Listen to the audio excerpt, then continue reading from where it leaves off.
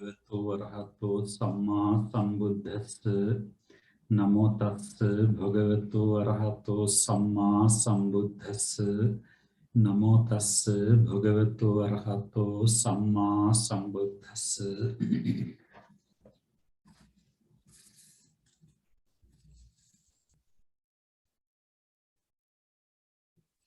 එතකොට අපි එදා පංචස්කන්ධයෙහි රූපස්කන්ධයෙහි කොටස් කීපයක් කියාගෙන ආවේ. ඉතින් හැම වෙලාවෙම අධ්‍යයනය කරනකොට හිතා ගන්නට ඕනේ මේ පංච පාදානස්කන්ධය අවබෝධ කර ගැනීමට බුදුරජාණන් වහන්සේ දුන්න උපදේශයේ අවබෝධ කර ගැනීමට තමයි උත්සාහ දරන්නේ කියලා. ඒක නිකන් අමුත්තක් නොකර ජීවිතයත් එක්කම ඒක සම්බන්ධයි. පංචස්කන්ධයත් එක්කම සම්බන්ධයි කියන ඒක ගත්තට පස්සේ අපිට හරි පහසුවක් පේන දෙයක් දැනෙන දෙයක් වටහා ගන්න ධර්ම. එහෙම නැතු මේ විපස්සනා භාවනා සමත භාවනා සීල සමාධි ප්‍රඥා ඒවා අපි දන්නවා එහෙම තමයි යන පාර කියලා. නමුත් අර එහෙම ඒ අතරතුරේදී මේක ආගන්තුක දෙයක් අලුත් දෙයක් නෙවෙයි. මේක මේ අපේ ජීවිතේ පරිහරණය කරනකොට මේ දත යුතු දෙයක්. දැන් අපි අතර වෙච්ච චතුරාර්ය සත්‍ය අවබෝධයනේ කියන්නේ. දුක්ඛ සත්‍ය පිළිබඳ මේ අවබෝධ කරගන්න උත්සාහ කරනවා සුතමේ චිත්තාමේ භාවනාමේ වශයෙන්. නේද? සමුදය සත්‍ය පිළිබඳ අවබෝධ කරන්න කෙලෙස් ටික මේවත් එක්කලා කොච්චර අපි නිස්සාරයි නිෂ්පලයි ඔය කතාන්දර මොනවා කියවත් කෙලෙසයක් ආවට පස්සේ අපි ඔක්කොම එතනදී අසරණයි. ඉතින් ඒ අසරණකමෙන් මිදෙන්න මේ අවබෝධයේම හැර බාහිර බලපෑමකින් අපට එන්න බෑ කියන එකනේ අපේ ශාස්ත්‍රඥ වහන්සේගේ මඟ පෙන්වීම තුලින් අපි දැනගෙන තියෙන්නේ. ඉතින් ඒ නිසා අපි ඒ වැඩිපුර අධ්‍යයනය කරනකොට අපට පුළුවන්කම ලැබෙනවා යම් පමණකට ඒවට අභියෝග කරන්න කෙලෙස් වලට. ඒ අභියෝග කරන පමණින් සතුටු වෙන්නත් බැරි වෙච්ච ප්‍රමාණයට තව උත්සාහ කරනවා. බැරි වෙච්ච ප්‍රමාණයට දුක් කියන්නේ පසුතැවෙන්නේ නැතුව. ඒ කියන නිවන අවබෝධ කර ගැනීම දක්වාම යන ගමනේදී අර කියන සැහැල්ලුව මධ්‍යස්ථකම ලැබෙන පමණින් ධර්මයෙන් උනත් ධර්මයෙන් උනත් තමන් ඉස්සරහට ආපු පමණින් සතුටු වෙන්න ඒ මානසිකත්වයේ ගොඩනගා ගන්නට ඕනේ. එතකොට අපිට යන්න පුළුවන් මේ ගමන කොච්චර ගැඹුරු වුණත් සැහැල්ලුවේ යන්නට පුළුවන්. කෙලෙසකට උනත් ලොකුවට යට වෙන්නේ නැතුව සැහැල්ලුවේ යන්නට පුළුවන්. ඔය හැම දෙයකටම සැහැල්ලුවේ යනවා කියන්නේ අතර මධ්‍යස්ථතාවයි. ප්‍රේක්ෂා පාරමිතාව. ප්‍රේක්ෂාව දසාකාරයක් තියෙනවා. එතකොට චලංගුපේක්ෂාව දක්වා යන්නට ඕනේ. එතකොට ඒක අවබෝධ කරගෙන ධර්මයේ චතුරාර්ය සත්‍ය අවබෝධ කරගෙන එසකරනාසේ දිව ශරීරයේ මනස හරහා එන මොන විදිහේ ප්‍රිය බව ඇති කරවන ආස්වාදය ඇති කරවන ගැටීම ඇති කරවන මධ්‍යස්ථ මුලාව ඇති කරවන ඔක්කොටම මනස මධ්‍යස්ථයි. ඒ නිසා ඒක තියෙන්නට ඕනේ. ධර්මයේ අවබෝධ කරගන්නට ධර්මයේ ඉගෙන ගන්නට යනවා කියලා ඒක බැරි වෙනකොට අපි මේක මෙහෙම වුණා එහෙම නෙමෙයි. ඒතරිත් මධ්‍යස්ථ වෙන්න. අවබෝධයෙන් මධ්‍යස්ථ වෙලා ඉස්සරහට යනකොට එයාට අර බැරි වෙච්ච තැනදී මනසේ වැටීම නිසා ධර්මය අවබෝධ කිරීමට බාධාවක් වුණා නම් ඒ කොටසක් යට බාධාවක් නෙවෙයි. එතකොට මොකද එයා ඉස්සරහට සැහැල්ලුවේ යනවා. මොකද අද අපට මේ වෙලාවේ තේරෙන්නේ නැති කොටස තව පැයකින් තේරෙනවා. මේ වෙලාවේ නොතේරෙන කොටස හෙට තේරෙනවා සමහරවිට. හැබැයි නොතේරිච්ච කොටස ගවේෂණය කරන්න. අන්න ඒකයි තේරුන්නේ නැහැ කියන එක තේරුම් ගත යුතුයි. ඒ නිසා අපි ඒ විදිහට යමු. ඔක තමයි අපි යන ගමන් මගේ රාමු. ස්ට්‍රක්චර් එක හදාගත්තට පස්සේ අපට අපි ඉන්නේ කොතනද කියලා තමටම තේරුම් ගන්නත් පුළුවන්කම තියෙනවා. ඉතින් එහෙමනම් බලන්න දැන් අපි චක්ෂු ප්‍රසාදයේ පිළිබඳව අපි කතා කළා. දැන් චක්ෂු ප්‍රසාදයේ චක්කු විඥානය පිළිබඳව අපි මුලින් කතා කරා. ඒවා කියලා ඉවරයි. දැන් චක්ෂු ප්‍රසාදයේ චක්ෂු ප්‍රසාදයේ අපි සසම්බාර චක්ෂු ආදී වශයෙන් ඒක විස්තර කරගෙන ආවා. මෙතන අදහස් කරන්නේ චක්ෂු ප්‍රසාදයේ කියලා රූපාරම්මණය ස්පර්ශ වෙන දිව ඇසුරු මේ අක්ෂි ගෝලයේ ඇසුරු කරන ශක්තියක්. එකයි උපාදා රූපවල පංච ප්‍රසාද රූප ටික අපි කියාගෙන මේ යන්නේ. සෝත ප්‍රසාදේ සසම්බාර සෝතයේ ප්‍රසාද සෝතයේ කියලා දෙආකාරයි.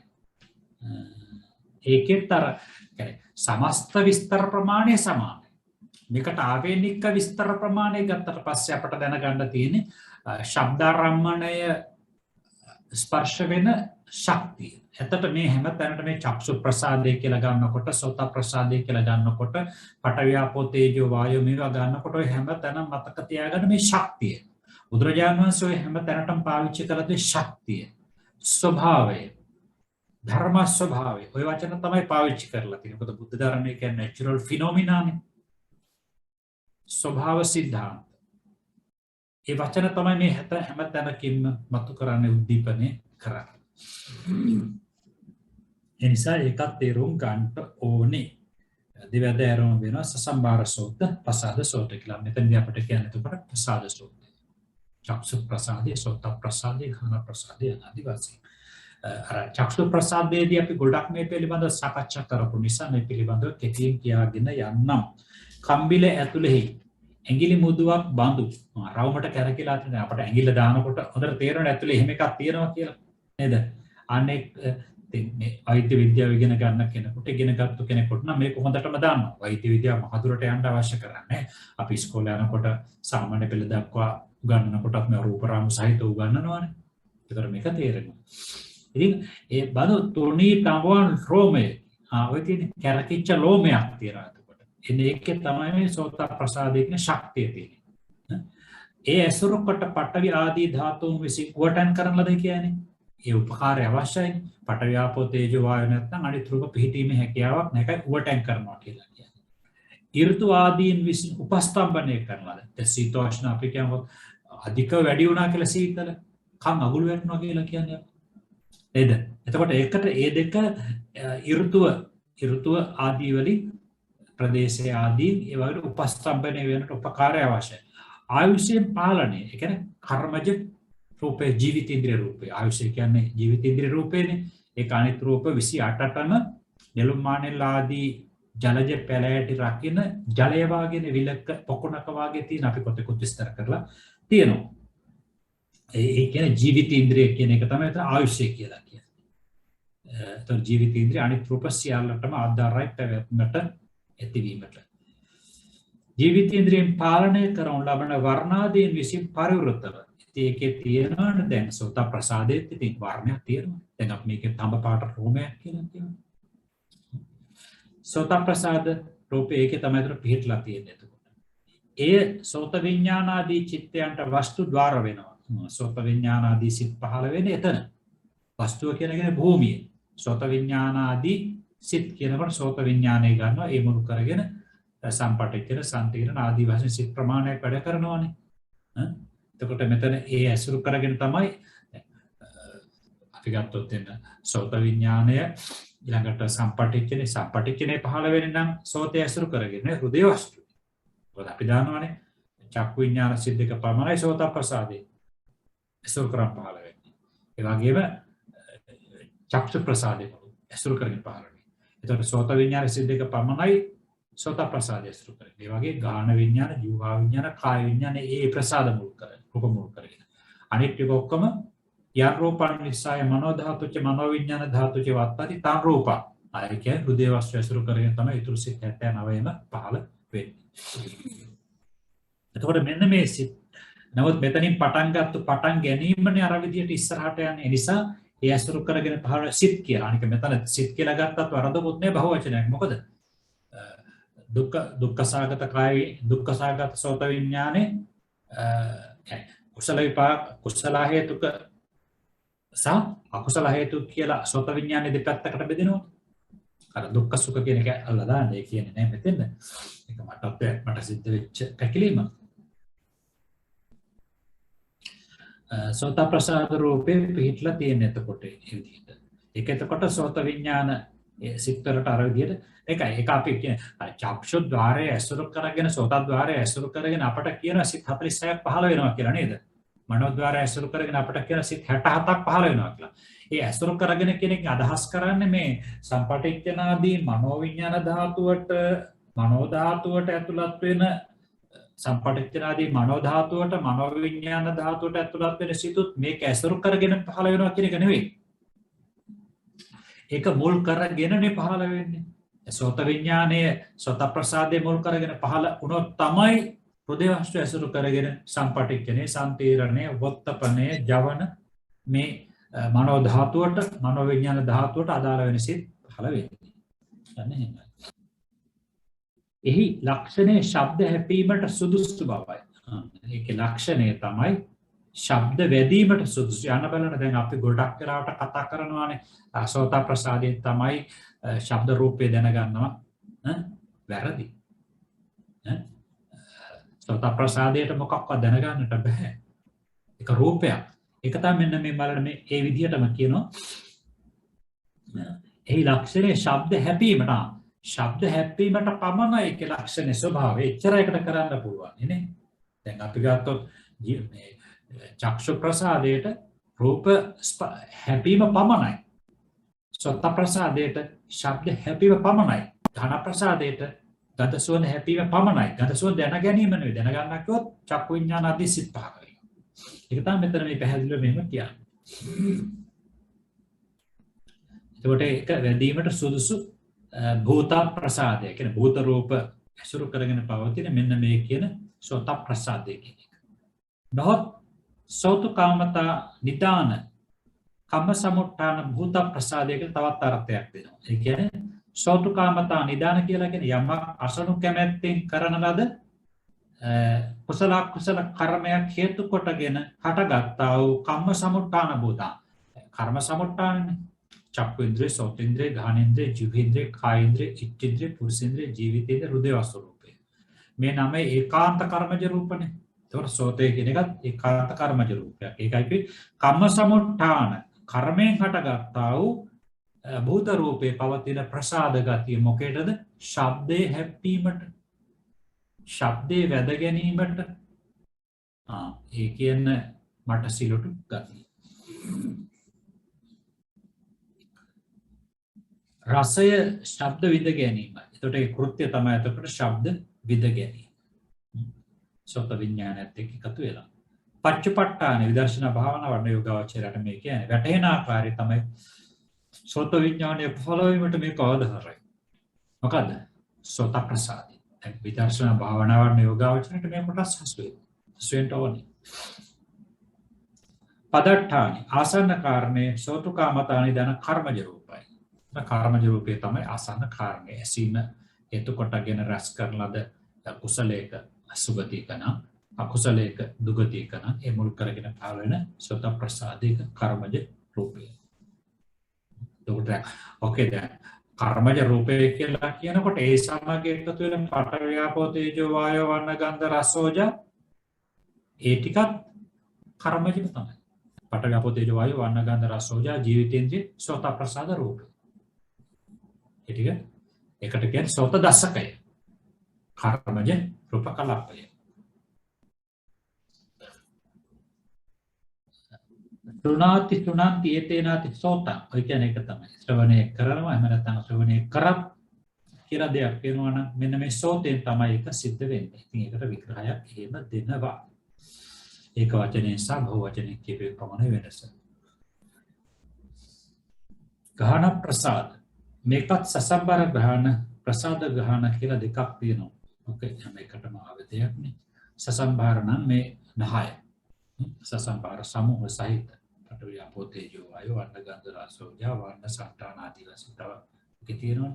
ඒ සමූහය කියන්නේ ඒක සසම්බාර කියලා කියන්නේ. සම්භාර සහිත. නාසිකා බිලේ ඇතුලේ එලුකුරයක සටහන් නැති තැනක් තියෙනවා. අයි බලන්න මේ තල්ලු කර එලුක සටහන් තියෙනවා. ඇතුලේ මම ගන්නවා එලු කුරයක සටහන තියෙනවා. එතකොට ඒක කියනවා ඒ තැන ඒ ඇසුරු කොටගෙන පඨවි ආදී පඨවි ආපෝ තේජෝ වායෝ වලින් උපකාර කරලා වෙලා උදව් වෙලා අර සීතෝෂ්ණ ආදී උපස්තම්භක වෙලා ඒක වෙනස් වෙනකොට තේරෙනවනේ. දැස්සෙම ආදී වැඩි වෙනකොට අපිට දැනෙන්නේ නැහැ කියනවනේ. දැන් කොරෝනා හැදුනාට පස්සේ ගන්ධ සුවඳ දැනෙන්නේ නැහැ. මොකද අර ප්‍රසාද රූපේ වැහිලා. අනික ඒතර අර කියන මේ ඍතුව හරියට තිබුණොත් ඒවා සමතුලිතතාව නොබිදී අන්න එතකොට හොඳට දැනෙනවා. අන්න ඒක තමයි මෙතනදී ඍතුවාදීන් විසින් උපස්තම්භනය වෙලා ආයුෂයෙන් පාලනය වෙලා ජීවිතේන්ද්‍රයෙන් පාලනය වෙලා ආරක්ෂා වෙලා වර්ණ ආදීන් වට කරලා ඒකේ පාටක් තියෙනවා විශේෂ රූපات එක ගන්නකොට පාටක් තියෙනවා. මොකද වර්ණ රූපයත් ඔය හැම රූප කලාපයකම තියෙනවා. මොකද පඨවි ආපෝ තේජෝ වායෝ වර්ණ ගන්ධ රස ඕජා අවිනිභෝග රූප. එයටෙන් තොරව කිසිම රූපයකට පවතින්නට බෑ. තනියෙන් පවතින්නට බෑ. අනේකට තමයි කියනවා ගාහන ප්‍රසාද රූපය. එතන තමයි ගාහන ප්‍රසාද රූපේ පිහිටලා ඉන්නේ. ඔය කියපේවා තුල තමයි ගාහන ප්‍රසාද රූපය කියන එක පිහිටලා තියෙන්නේ. ඒ ගාහන විඥාන ආදී චිත්තයන්ට වස්තු ස්වද්වාර වෙනවා. කොයිට ඉස්සලත් කියනවා. ගාහන විඥාන සිත් පහළ වීමට භූමිය, ඒ වගේම දොරටුවක් පස්සේ ඒක ඇතුල් වීමට ඒක හේතු වෙනවා. ගාහන රූපය ගාහන රූපේ ඇතුල් වීමට ස්පර්ශ වීමට දොරටුවක් විදිහට. ඒ ලක්ෂණය ගන්ධ ස්පර්ශයට සුදුසු භූත ප්‍රසාදය කියලා කියනවා. ඒකේ ලක්ෂණය තමයි විදර්ශනා භාවනා යෝගියාවට හසු වෙන ලක්ෂණයක ස්වභාවය තමයි ගන්ධ ස්පර්ශයට සුදුසු භූත ප්‍රසාදය කියලා කියනවා. භූත රූප එක වැදිනවා ස්පර්ශ වෙනවා. හෙවත් ගායතු කාමතා නිදාන. ඉතින් මේවා නම් ඔය ඉස්සලා කියපු ටිකමනේ. ගදසෝද දැනීමේ කැමැත්තෙන් රැස් කරන ලද කර්මයක හේතුවෙන් හටගන්න භූත රූපත් ඇසුරු කරගෙන පවතින භූත රූප ඇසුරු කරගෙන පවතින ඒ උපවත් ගතිය. ගන්ධයේ වැදීමට උපවත් ගතිය සියුම් ගතිය. මොකද ගාහන ප්‍රසාදය ඇත තියෙන එකක් නේ ගන්න. එතකොට ඒක සියුම් එකකට වදිනවා. දැන් අපි ගත්තොත් එහෙම නෑ. කියනකොට යමක් හොඳට දිලිසෙනවා කියලා. දැන් දිලිසෙන දෙයට මේ පැත්තෙන් වදිනවනේ යමක් එතකොට තදට නේද? දැන් අපි කියන්නේ විද්‍යාවක් වායයක් හොඳට ෂයින් එක තියනවා කියලා. ඒ ආලෝකයක විනිවිදව යනවා. හොඳට දැන් ගොරෝසු බිත්තියක් යන මැටියෙන් තියෙන මැටි ගහලා වගේ එකට වදින්නේ නැහැ. අන්න ඒ වගේ තමයි මේ චක්කුසෝත ගහන ජීවා කාය කියන මේ හැම එකකට මේ කියන අර ඒ අපවත් ගතිය අවශ්‍ය කරනවා. විශේෂයෙන් මූල ප්‍රසාද රූප පහට. ඉතින් මේවා පිළිබඳව මෙහෙමයි. දැන් මේ මම කියාගෙන යන කොටසට අමතරව විචාර පොත්වල හුඟක් විස්තර තියෙනවා. නමුත් මම ඔබට පටන් ගන්නකොටම කියවා මේ චන්ද්‍රිකාවේ එන විස්තරයේ සාරාංශය ඔබට ධම්මසංගණි විභංගාදියට යෑමට ප්‍රමාණවත් වෙනවා. තව ඉතින් පරිශීලනයේ ග්‍රන්ථ වාසියෙන් මම එදා ඔබට කියවන ගොඩාක් කියවන්න කියලා. තේරුකාණේ හාමුදුරන්ගේ පොත්, අභිධර්ම ප්‍රදීපිකාව, තව පුළුවන් නම් අටුවාට එකක් අරගෙන කියවන්න. ඉතින් ඒ ඔක්කොම මෙතන කියන්නේ අපට කවදාවත් ප්‍රකරණ පොත්වලට එන්න බැරි වෙයි. ඒ නිසා අපි ප්‍රකරණ පොත්වලට මදියක් නොවෙනට මේ ටික කියලාගෙන ඉස්සරහට යනවා. අනික තමයි ඒතර ඒක කියනවා ඒක තමයි ලක්ෂණය. රසය ඒක කෘත්‍ය තමයි ගඳ සුවඳ විඳ ගැනීම. එතකොට ගාහන ප්‍රසාදයේ කෘත්‍ය එක තමයි විඳ ගන්නවා කියන්නේ අවේ චිත්තචෛතසික භාවයටත් ඕනේ.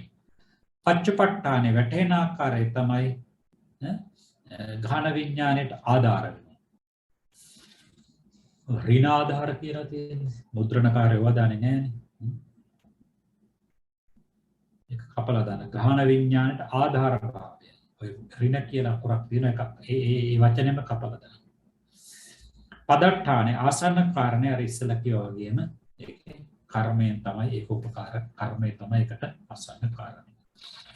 ඒ මුල් කරගෙන පඨවි ආපෝ තේජෝ වායෝ ඉස්සරු කරගෙන පහළ වෙන එක තමයි ආසන්න කාය. පඨවි ආපෝ තේජෝ වායෝ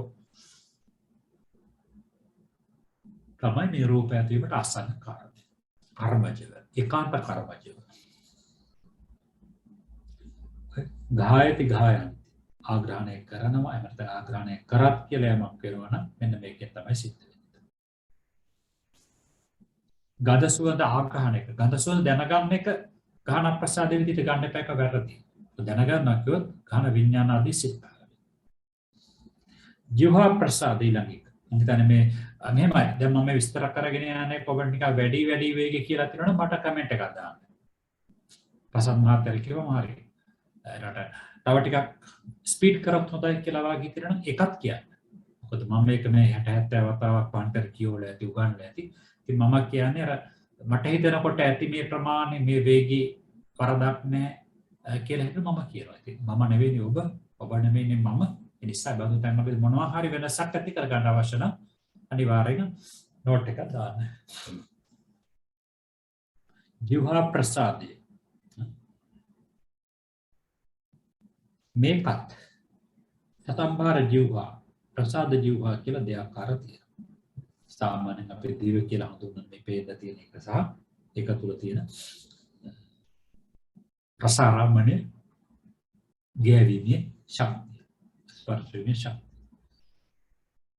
කොට කියන ඒ දිව මැද මතුවේ මතු පිට උපුල් පෙති අගක් බඳු සටහනක් තියෙනවා. උපුල් පෙති අගක්. ඒක කොච්චර සියුම්ද බලන්න. නේද?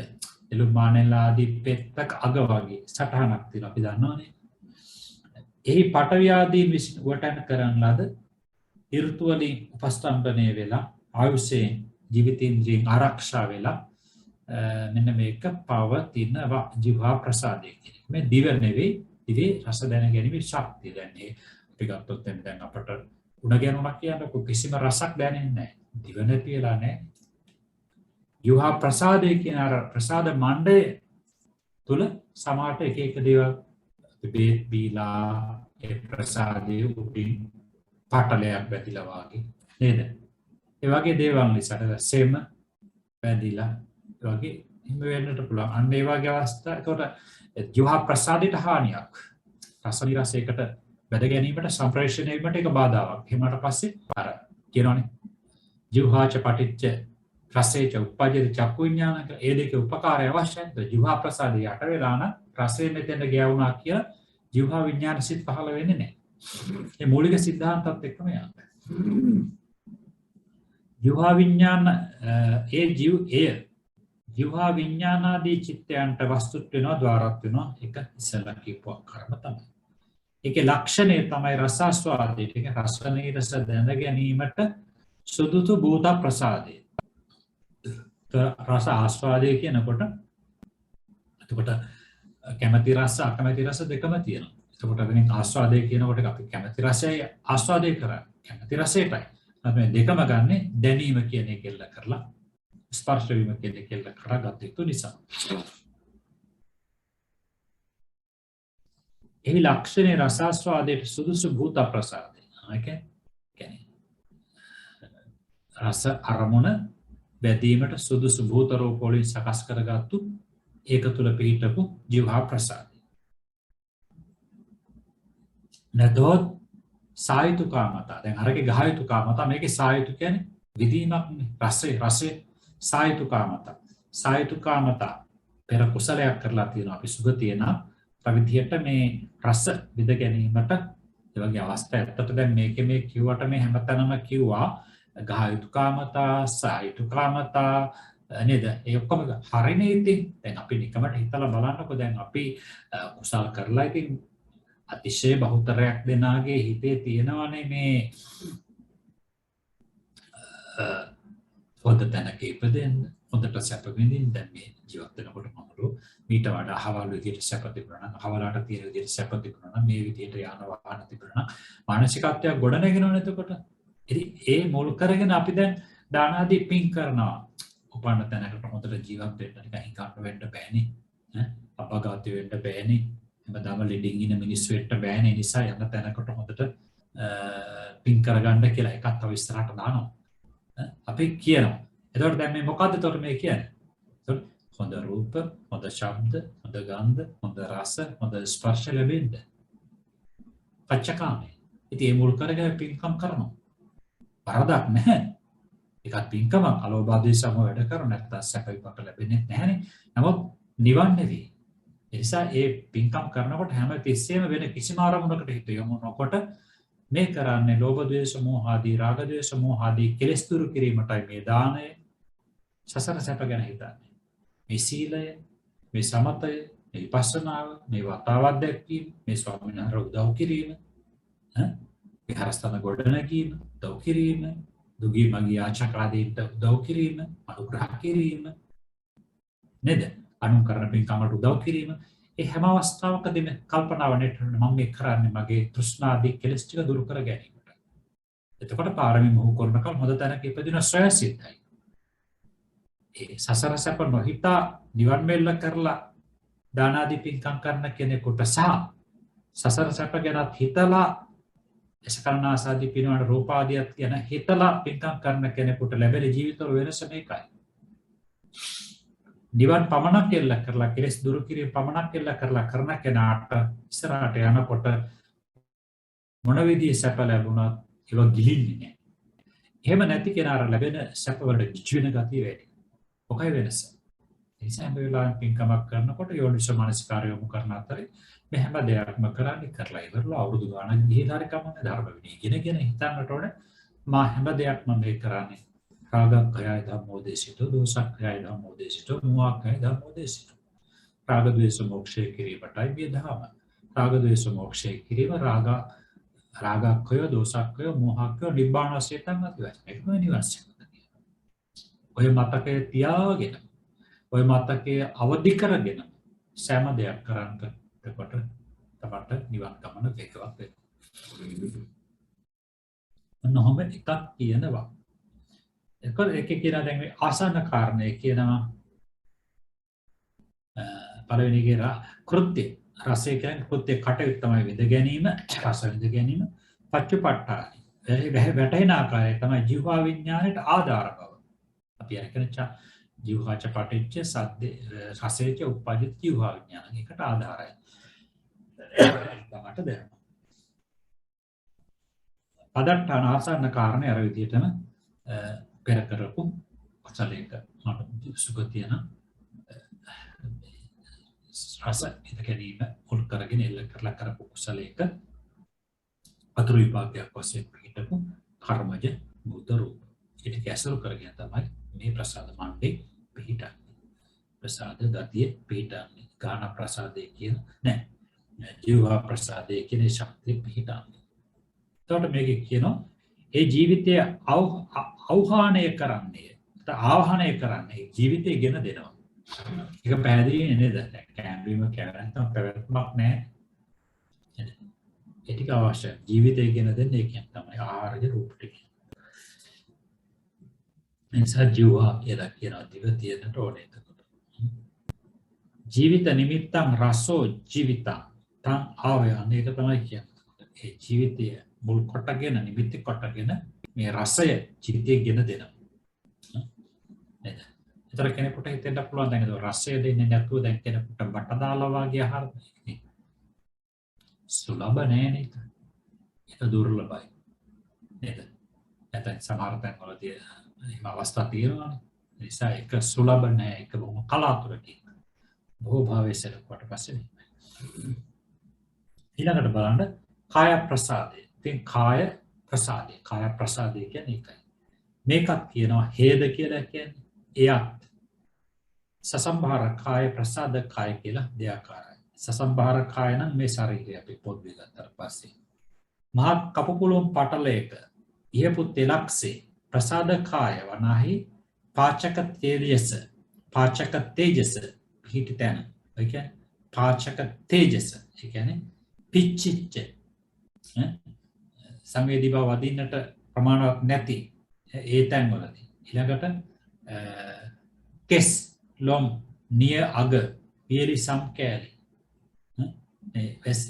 මල මූත්‍ර ඒවට පාචක තේජස් කියලා වගේ කුලුසුන් ලබන අනේ කොටස් ගත්තට පස්සේ ඒ කැලි වල එතකොට මේ කියන ප්‍රසාද රූපේ නැහැ. අපි කෙස් ගහක් කැපුවා කියලා කට කරදෙන්නේ නැහැ.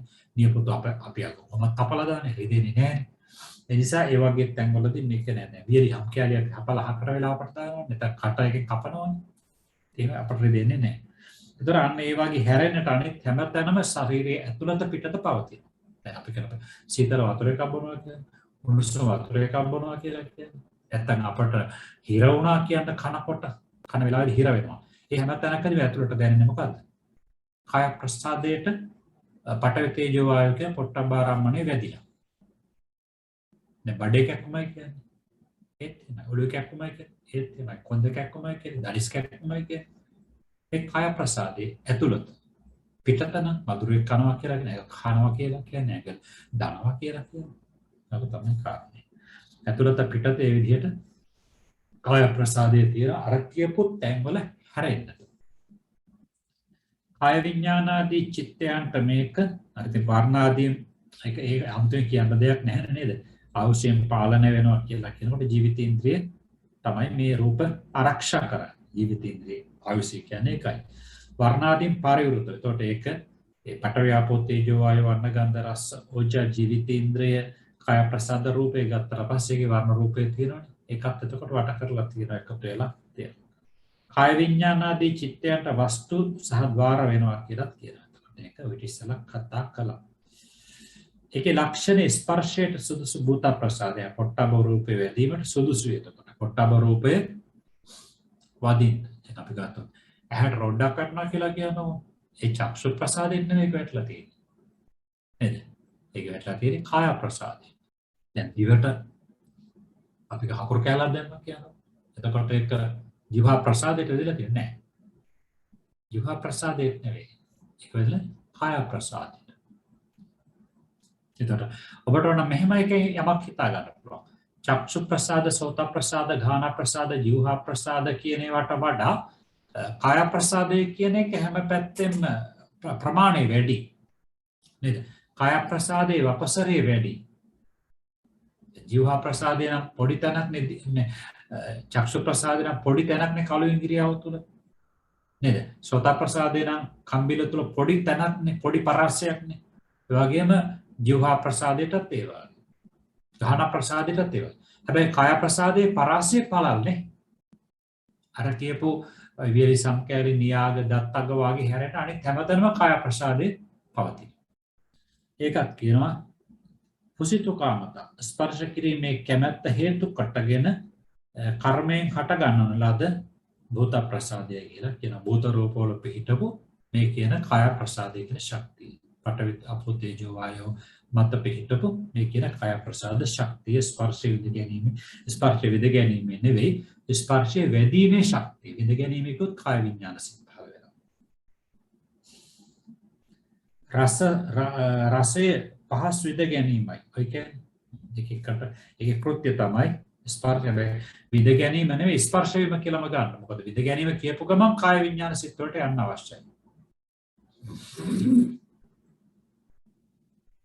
පච්චපට්ඨාන වැටෙන ආකාරය තමයි කාය විඥාන සිත් වලට උපකාර වෙනවා. කායෝච පටිච්ච පොට්ටබ්බේච උප්පජ්ජති කාය විඥාන. ඒක විදර්ශනා භාවනාවන් යෝගාවචරයට හොඳට වැටහෙනවා. අනිත් කෙනෙකුට අනුමාන වශයෙන් හිතා ගන්න පුළුවන්. සුත්තමේ චින්තාමය ඥාන දෙකෙන් හරියට පොෂණය වෙනකොට. පදට්ටානේ ආසන්න කාරණේ අර විදිහටම අර කියන කර්මජ රූප. පඨවි ආපෝ තේජෝ වායෝ. වන්නගත රස ඔච්ච. කුච්චිතානං ආයෝ කායෝ. ඒ කියන්නේ නිත්‍ය වූ තැනක් නින්දිත වූ දේ සකස් වෙන තැනට කාය කියලා කියනවා. ආයෝ කියලා කියන්නේ ඇති වෙනවනේ. දැන් අය කරනවා කියලාත් කියන්නේ. ඒකට ඒ නිසා ඇති වෙන හට ගන්න තැන. ක කියන එක වට පස්සේ නින්දිත කියන අර්ථය තියෙනවා. ක කියන එකට අපි යොදනට තෝරන්නේ. කා පුරුෂා කියලා කියන්නේ පාළියේ. කා පුරුෂා කියන්නේ නින්දිත පුරුෂයා.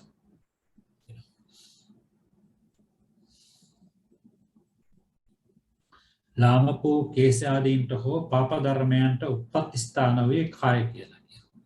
පාප ධර්මයන්ටත් එහෙම නේද? පාප ධර්මයන්ට අතවනනවා මෙවුවා. නිර්දිත වූ කේස ආදී ඒ තැන් හට ගන්න තැන කියන අර්ථය ගන්නත් පුළුවන්කම තියෙනවා.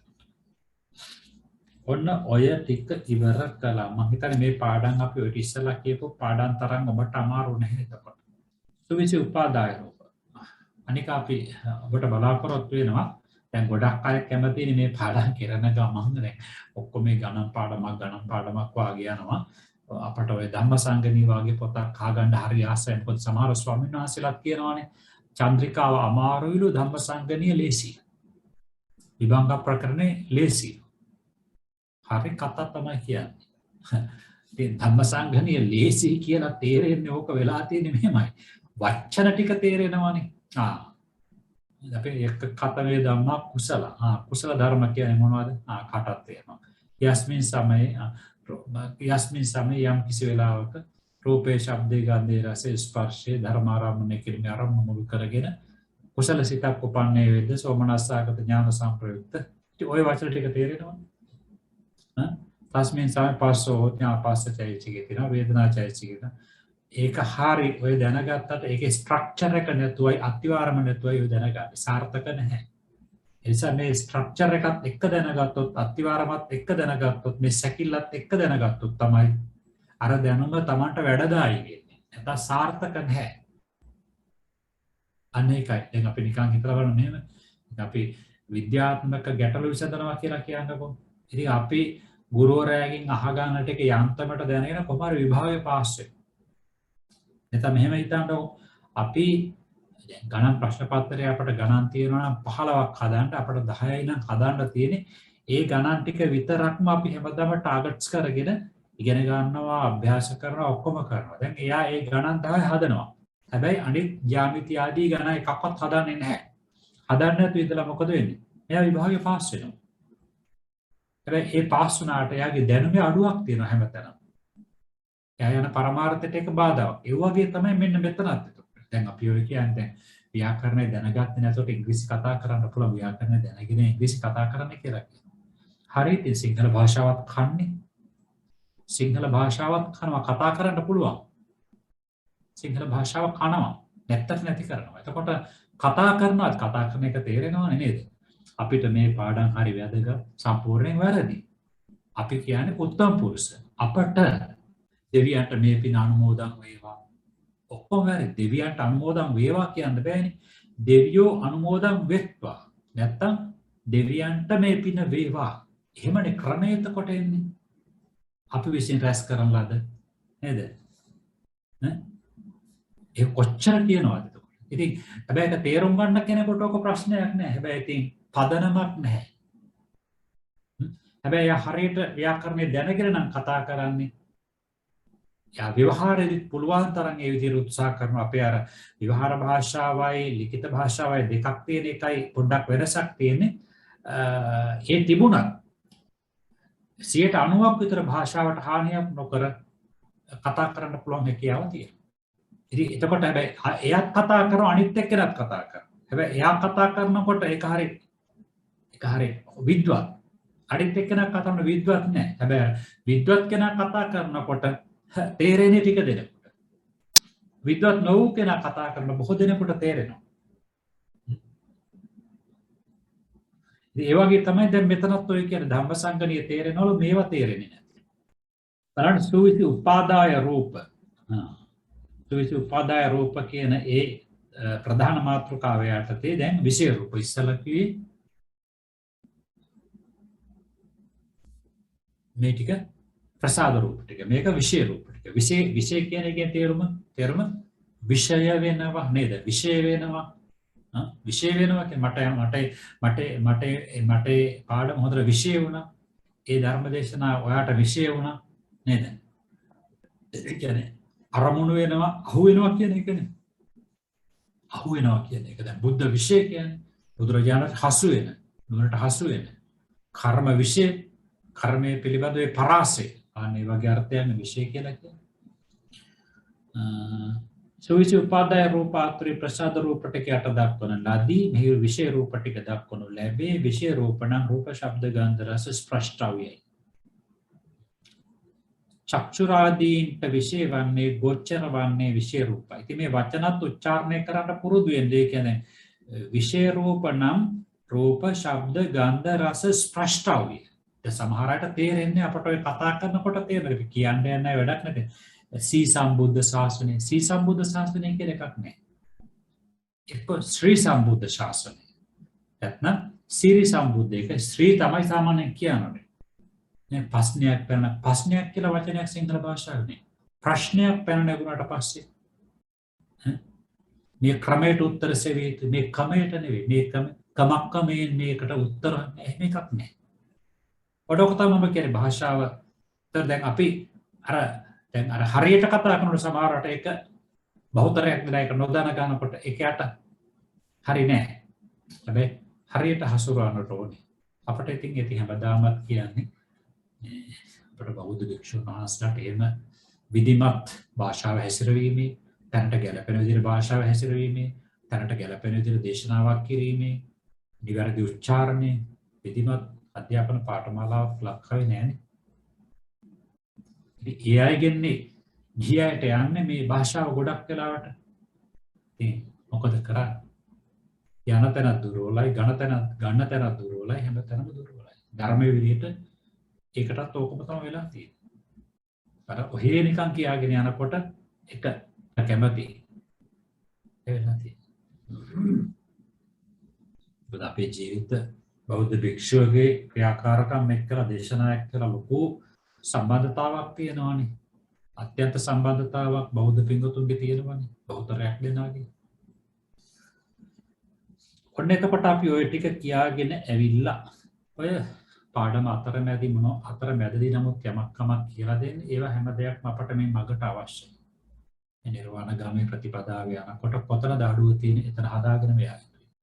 නැත්තම් මේ ගමන යන්න බෑ. අපි කියන අර්ථ ධර්ම නිරුක්ති පටිභාන නේද? ධර්ම අවබෝධයත් එක්ක සිද්ධ වෙන. ඒතර ඒ නිසා මේ හැම තැනක්ම අපට අඩුතැන් යම් තාක් වේද ඒ අඩුතැන් පුළුවන් උපරිමයක් හදාගත යුතුයි. කෙලස් දුරු කිරීමට ඒ අඩුතැන විතරක් නෙවෙයි.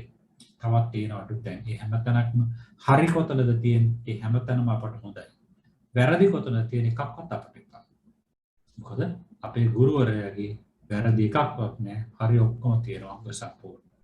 ඒ ශ්‍රාවකින් වශයෙන් අප විසින්ද ඒක අඩු කරන්නට ඕනේ අඩුපාඩු.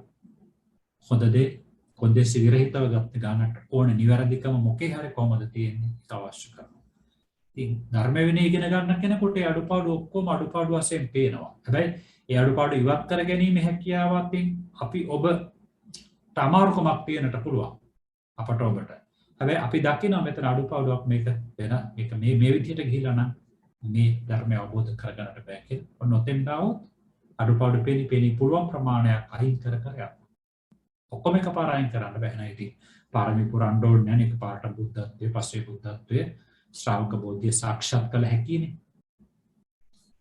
ඉතින් ඔන්න ඔය කාරණයක් මතකෙහි රඳවාගෙන චක්ෂුරාදීන්ට විශේෂ වන්නේ ගෝචර වන්නේ විශේෂ රූපයි කියලා කියනවා. චක්කුසෝත ගාන ජීවා කාය වලට විශේෂ වන්නේ ගෝචර වන්නේ ස්පර්ශ වන්නේ ගෝචර රූප. ඒ ටික තමයි කියන්නේ. ගෝචර රූප කියලා මේ වටම කියනවා විශේෂ රූප වලටම. ගෝචර කියන්නේ ගොදුරු වෙනවා නේද? සතෙක් ගොදුරක් අල්ලා ගන්නවා කියන්නේ මොකක්ද? ග්‍රහණය කරගන්න නේද? කෑමක්. රූප පළවෙනි එක. මේ රූපණ සතර මහා භූතයන් ඇසුරු කොටගෙන නිසා කියන එකට ඇසුරු කොටගෙන පවත්නා චක්කු විඥාණයට ගෝචර වන චක්කු විඥාණයට ගොදුරු කරගන්න.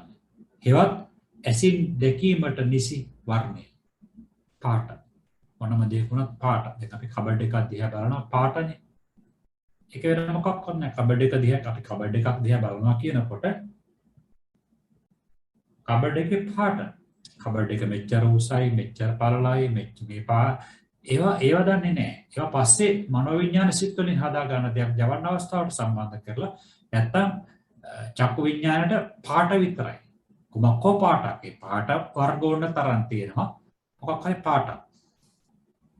ඒක තමයි වර්ණ රූපය කියලා හඳුන්වන්නේ. රූපයති වර්ණ විශේෂං ආපජ්ජිත්වා හදයන්ගත භාවම් ප්‍රකාශයේ තීටි රූපම ඔය කියන්නේ වර්ණ විශේෂත්වයට මේ පාට කියලා ඒ පාටට හිතලා හෘදේගත භාවය හිතේ ස්වභාවය මතු කර මේක රතු පාට මේක නිල් පාට කියලා ආන්න එහෙම දක්වනවා ප්‍රකට කරනවා අඟවනවා දැනගන්නවා ආන්න ඒ කරන්නේ මොකක් නිසාද චක්කු විඥාණයෙන් මොකක්ද ඒ කරන්නේ අරූපය මුල් කරගෙන ආනේ චක්කු විඥාණයෙන් එන්න කරන විශ්ලේෂණයේ විභාගයට කිරීමට ලක් වෙන්නේ චක්කු විඥාණයට හැකියාව ලැබෙන්නේ ඒ චක්කු විඥාණයට ඒ හැකියාව ලැබෙන්නේ මේ වර්ණ රූපේ නිසා වර්ණ රූපේ නැත්තම් බෑ ආන ඒ නිසා ඒ චක්කු විඥානයේ ඒ විශ්ලේෂණයට එන ශක්තියට උපකාර වන ශක්තියට මොකද චක්කු විඥාණයට අරමුණු වෙන්නේ රූපාරම්මණය පමණයි වෙන මොකද අරමුණු වෙන්නේ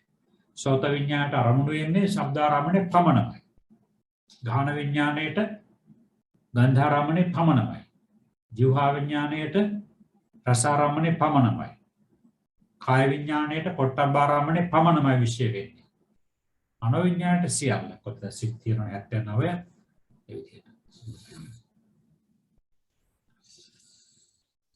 එතකොට අර හිතේ තියෙන ස්වභාවය ප්‍රකට කරනවා මේක මුල් කරගෙන. ඉතින් මොන්න ධම්මසංගණි ප්‍රකරණේ ඕක පිළිබඳව කියනවා කතමන්තං රූපං රූපායතන. රූපායතන කියන මේ රූප 28 මේ රූපය කුමක්ද කියලා. දැන් අපි මෙතන ගණ්ඩන්නේ දැන් රූපය කියලා කියනකොට අපට එකපාරම පාටනේ මතක් වෙන්නේ. හැබැයි රූප 28ක් තියෙනවානේ. ඒ නිසා මේකට ගන්න වර්ණ රූපය කියලා.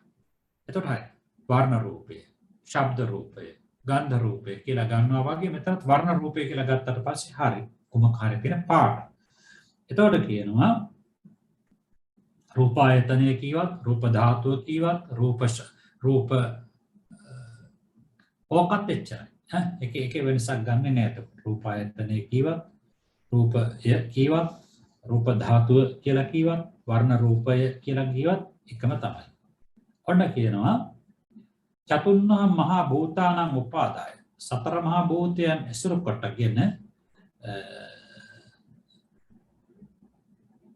වර්ණ නිභා කියලා කියන්නේ නිභා කියලා කියන්නේ වර්ණ නිභා කියන්නේ ආලෝකය වර්ණ ප්‍රභාව සනිදස්සන චක්කු විඥාණයෙන් දැකීමටපත් වෙන ශක්තිය සප්පටිගම් ඒ වගේ වර්ණවත් වූද වර්ණ ප්‍රභාවක් වූද දැකීමට අදාළ වූද නැත්නම් චක්කු විඥාණයට දර්ශනය වන්නා වූද ගැටීම් සහිත වූද ඒ ටික සම්පූර්ණ ගන්න ඒ ටිකෙන් යුක්ත වූ නීලම් නිල් පාටක් පීතම් කහ පාටක් ලෝහිතකම් රතු පාටක් උදාතම් සුදු පාටක් කාලකම් කළු පාටක් මංජෙට්ඨිතම් මන්දිතිය පාටක් හරි වර්ණම් කොළ පාට වර්ණයක් අංකුර වර්ණම් ලපටි අංකුර වල තියෙන ලාහ කොළ පාට වර්ණයක් දිග කෙටි සියුම් පුළුල් වටකුරු හාත්පසින් වටකුරු පරිමණ්ඩලාකාර හතරස් දෙයක් හයරස් දෙයක් අටරස් දෙයක් 16 පැති ඇති දෙයක් නිම්නයක් ගොඩබිමක් හෙවණැල්ලක් අවුවක් ආලෝකයක් අන්ධකාරයක් වලාකුළක් මීදුමක් දුමක් දුහුවිල්ලක් චන්ද්‍ර මණ්ඩලයේ ආලෝකයක් සූර්ය මණ්ඩලයේ ආලෝකයක් නැත්නම් චන්ද්‍රයාගේ කියලා ගන්න චන්ද්‍රයාගේ ආලෝකයක් සූර්යාගේ ආලෝකයක් තාරකා ආදී මේ වගේ යම් වර්ණයක් ඊළඟට කැඩපතේ දිස් වෙන ඒ ආලෝකයක් ඊළඟට මණි මැණික් ඒ වගේම හග්ගෙඩි මුතු වෛඩූර්ය මෙන්න මේ වගේ වර්ණයක් ඊළඟට රන් රිදී ආදී යම් වර්ණයක් වේද තව ඉතින් ඕන තරම් තවත් මේ විශ්වයේ යම් පාට වෙනනම් ඔය කියන ආකාරයේ කෙලින්ම පාට නැත්නම් හතරස් ආදී වශයෙන් සලකා ගන්න හරි ඒ දෙයක් වෙනම් ඒ ඔක්කොම ගත්තොත් එමෙ ඇහැට ස්පර්ශ වෙන නිසා චක්කු විඥාණයෙන් දැනගන්න නිසා ඒ ඔක්කොම එක වචනේ කියනවා රූපායතනය කියලා කියනවා. රූපායතනය කියලා කියන එක ඔක්කොම එකතු කරලා ඉතින් රූපායතනය. රූපායතනේ රූප ධාතුව, වර්ණ රූපය, වර්ණය එන ගන්න පුළුවන්. රූපයේ ලක්ෂණය චක්ෂුවට පටිහනනේ චක්කු පටිහන්නේ කියන්නේ චක්ෂුවට වදින ගතිය හනනය කියලා වදිනවනේ පටිහනනේ ඒකේ චක්ෂු ප්‍රසාද විස්තර කරනකොට ත්‍යාන් රූපං යම්මි පටිහඤ්ඤතිවා පටිහඤ්ඤිස්සතිවා පටිහඤ්ඤීවා කියන වචන ගොඩක් යම් ශක්තියක් චක්ෂු ප්‍රසාදේ වදීද වැදුනේද අනාගතේ වදීද වදිනු ලැබේද ආනේකට තමයි කියන මේකේ ලොකු විස්තරයක් ආවේ නැහැ. ඔය විදිහට විස්තරයක් කිව්වා. මේ ඇසෙහි වැදගැන්ම කිව්වේ ඇසෙහි ස්පර්ශ වීම. වර්ණ රූපේනේ ස්පර්ශ වෙන්නේ. ඒක තමයි ඒකේ ලක්ෂණය. විදර්ශනා භාවනාවට යෝගාවචරයට ඔය දැනෙනවා. ඒකේ කෘත්‍යය තමයි චක්කු විඤ්ඤාණයට විෂයත්වය. ඒකේ වැඩේ තමයි කෘත්‍යය තමයි චක්කු විඤ්ඤාණයට විෂය වෙන ගතිය. අරමුණු වෙන ගතිය. පච්චපට්ඨාන වැටෙන ආකාරණ ඒටම ගෝචර බවයි. ඒකට ගොදුරු වෙනවා. දර්ශන භාවනාවට යෝගාවචරයට චක්කු විඤ්ඤාණ ආදී චිත්ත වේදි චිත්ත චෛතසික විදර්ශනා නුවණින් බලන්න ලෑස්ති වෙනකොට එතකොට යාට අර චිත්ත පරම්පරාවක් අනුසාරයෙන් ඒ පරම්පරාව වැඩ කරේ චක්කු විඤ්ඤාණ වීතියද එතකොට ඒ කියන්නේ චක්කු විඤ්ඤාණ වීතිය මෙහෙමයි කියලා ඒකේ කටයුතු තමයි චක්කු විඤ්ඤාණයට විශේෂ වෙනවා ඒ වගේම චක්කු විඤ්ඤාණයට ගෝචර වෙනවා චක්කු විඤ්ඤාණයට ගෝචර නෙමෙයි වර්ණ රූපය කියලා දැනෙන්න ගන්නවා ඒක එතන කිව්වේ ඒකේ වැටෙන ආකාරය එමය වැටෙන ආකාරය දැනෙන ආකාරය පදට්ඨානේ සතර මහා භූතය ආසන්න කාරණේ පඨවි ආපෝ තේජෝ අත්‍යවශ්‍යයි වර්ණ රූපයේ හට ගැනීමට පැවතීමට පඨවි ආපෝ තේජෝ වායෝ කියන රූප හතර ආධාරයි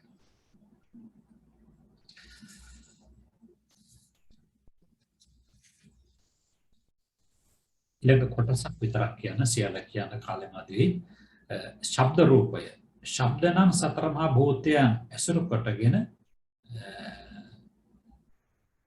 ඒට ස්පර්ශ වෙන වැටෙන කෙනෙක් අදහස් කරන්නේ ස්පර්ශ වෙන සෝත විඤ්ඤාණයට ගෝචර වෙන සෝත විඤ්ඤාණයට අරමුණු වන ඒවත් කණෙන් ඇසිය යුතු නැත්තම් හැබැයි කණෙන් ස්පර්ශ විය යුතුනේ කණෙන් අසනවා කියලා ගත්තොත් චක්කු විඤ්ඤාණ පහළ වෙලානේ කනට ස්පර්ශ වෙන හඬ කියලා ගන්නට පුළුවන් එතකොට කනට ස්පර්ශ වෙන රූපය ඒ කියන්නේ සප්පති සෝත විඤ්ඤයේ භාවං ගච්ඡති සද්දු එතකොට සෝත විඤ්ඤාණයට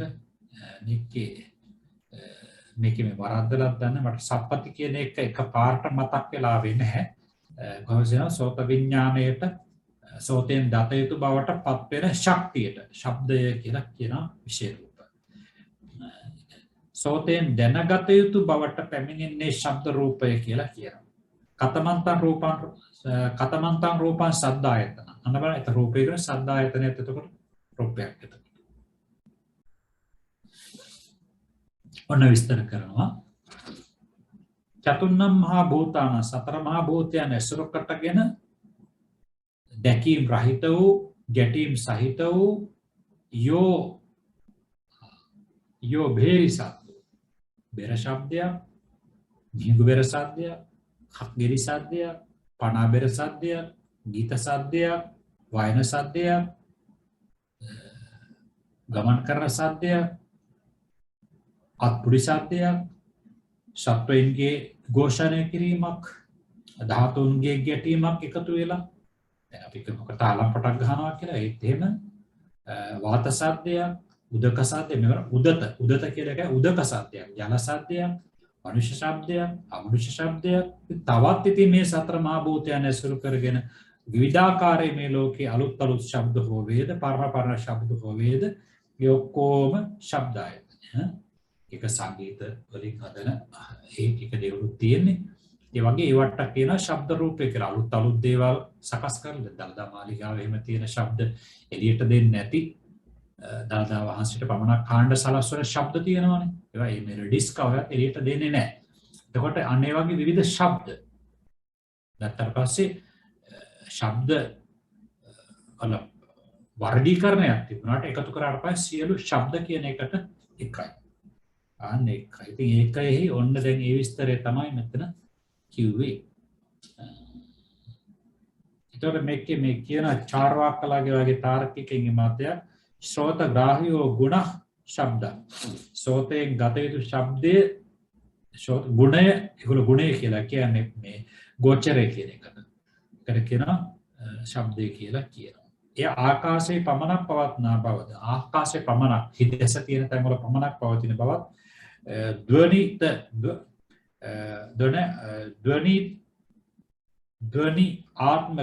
ධ්වන්‍යාත්මක කියලා තියෙනවා ධ්වනිය වර්ණාත්මක කියලා දෙආකාරයකින් බෙදලා යනවා ධ්වන්‍යාත්මක කියනකොට කියනවා අහස් ගිගුරුම් ශබ්දය කියලා කියනවා වර්ණාත්මක කියනකොට භාෂා ආදී වශයෙන් ඒගොල්ලන්ගේ වර්ගීකරණයක් ඉතින් ඔක අර බුදුරජාණන් වහන්සේගේ වර්ගීකරණයේ 101ක් විග්‍රහයක්වත් මෙතන තියෙනවා එහෙම එකක් ඇත්තේ නැහැ සංයෝගජ විභාගජ කියලා මේ ශබ්දජ කියලා ඒගොල්ලෝ තවත් ඒගොල්ලන්ට පේන විදිහට තර්ක කරලා තුන් ආකාරයකට ශබ්දය කියලා කරනවා දැන් වාජනේ එතකොට කියන මේ සංයෝගජ කියන්නේ තාලම් පොට්ටවල් බෙර ගෑණි උඩැකි ගෙලි වගේ දේවල් වලදී ඒකට කියනවලු සංයෝගජන දෙකක් එකට ගැටලා හැදෙනවා විභාගජ කියලා කියනකොට දැන් උඩ ගහක් වගේ තියක් පාලන කොට සාධයක් කියන්නේ ඒක බෙදීමෙන් එහෙම කියනවලු ඊළඟට කියනවා විභාගජ කියලා එකට කියනවා ඊළඟ ශබ්ද උපන්තයන් පටන් කංසිදුර දක්වා විචිත්‍ර තරංග ක්‍රමයට නිමිත්ත පවණින් ශබ්ද ධාරා පවතිනවලු එහෙම එකක් ඒගොල්ලෝ කියනවා పూర్ව ශබ්ද උත්තර ශබ්දයන්ට කාරණ වෙනවා අර දෝංකාරය වගේ යමක් ගහගෙන දිගට යනකොට ඒක අතරක් පේන්නේ නැහැ ඒකට ශබ්දජ කියලා කියනවා ශබ්දජ වයලිනේ නාද කරනවා කියලා කියනකොට ඒ වගේ අවස්ථාවක් ගන්න. ඒකට ඒක දිගටම සද්දය කරනවා. ඒ විදිහට. ඒකයි තාර්කිකව එහෙම කියනවා. ඉතින් ඒගොල්ලෝ හිත ගන්න එකනේ අවබෝධ කරලා ගන්න එක නෙවෙයි හිතර ප්‍රමාණයට අහු වෙන ධර්මයේ ප්‍රමාණයක් තියෙනවා. අවබෝධයට අහු වෙන ප්‍රමාණයක් තියෙනවා. මේගොල්ලෝ හිතාගෙන හිතනකොට ඔක්කොම අහු වෙනවා කියලා. ඉතින් මේ කියලා જાති තියෙන එක බෙදී. ශබ්දය අසම්පත්තක් ගාහ එක ඈත තියෙනකොට ගන්නවා කියලා බෞද්ධ මතයක් වෙන එක හරි නේද? ශබ්දය දැන් අපි ගත්තොත් ඉවට එහෙමනම් ගෑවෙන්නට ඕනේනේ නේද? ඊළඟට අපි ගත්තොත් එහෙම හයට ගෑවෙන්නට ඕනේනේ. කයටත් ස්පර්ශ වෙන්නට ඕනේනේ. එතකොට මෙන්න මේ දෙක ගත්තාට පස්සේ ශබ්දය ගන්නවා අසම්පත්තක් ගාහ ඈත තියෙන එකයි ගන්න කියලා කියනවා සෝත ප්‍රසාදයට. සම්පත්තක් ගාහ බව අටුවාවේ දක්වා තිබුණු නමුත් ඒ ප්‍රතිසිද්ධියයි. අටුවාව කියලාද මේක ශබ්ද කනට ගෑවිලා මෙන්නට ඕනේ කියලා ඒක ප්‍රතික්ෂේප කරනවලු. විස්තරයක් මතුවට කෙරෙනවා කියලා කියනවා. ශබ්දයේ ලක්ෂණය සෝතයට ගැටෙන බව කියලා කියනවා. ශබ්දයේ රසය තමයි සෝත විඤ්ඤාණයට විශේෂ වෙන විදර්ශනා භාවනාව වඩන කෙනාට ඒක කියන්නේ. වැටහෙන ආකාරය තමයි ගෝචර වෙනවා චිත්ත වීති අනුසාරයෙන් සම්පති අනුසාරයෙන් භාවනා කරගෙන යනකොට ඒ ධර්මතාව යට එක හසු වෙනවා. ගෝචර වෙනවා කියලා කියනවා. ආසන්න කාරණේ අර විදිහට පඨවි ආපෝ තේජෝ වායු. ඉතින් ඔක තමයි පාඩම් මාලාව වෙන සමාප්ත කරනවා. මොනවා හරි නොතේරෙන තැනක් වැඩිපුර විග්‍රහ කරගන්න තැනක් එහෙම තියෙනවා නම් ඒ පිළිබඳව ඊළඟ දවසේ නෝට් එකක් දාන්න කියලා දෙන්න බලාපොරොත්තු වෙනවා. ඉතින් එහෙනම් අදට වැඩසටහන සමාප්ත කරන්න. මොන තැනක් හරි පොඩි හරි ගැටලුවක් තිබුණොත් අහන්න. හැබැයි පොඩි ගැටලුව ඔයගලන්ට කාලයක් යනකොට නිකම්ම අහු වෙනවා. මොකද ධර්මයේ දෙපස කොන්දේ කාලනකොට මැද අහු වෙනවා. ඒක තමයි ස්වභාවය. පොඩි විශ්වයේ යථාර්ථයේ මනසට විවෘතයි. ඒක මනස නිදහස් කරමින් ධර්මඥානෙ පෝෂණය කරමින් අපි ඉස්සරහට යමු. ඔබ සියලු දෙනාට ඒ සඳහා අදත් ලැබිච්ච මේ උපකාරයෙන් ප්‍රතිඵල ලැබීමට චතුරාර්ය සත්‍ය අවබෝධය දක්වා දියුණු වීමට උපකාර ලැබේවා කියලා ප්‍රාර්ථනාව තබමින් ඔබ සියලු දෙනාටම තුනුරුවන් ආශිර්වාදයේ ප්‍රාර්ථනා කරමින් නිදුක් බව නිරෝගී බව සුවපත් බව ප්‍රාර්ථනා කරමින් අදට වැඩසටහනේ සමාප්තිය ලැබ දෙනාටම සාදරයි.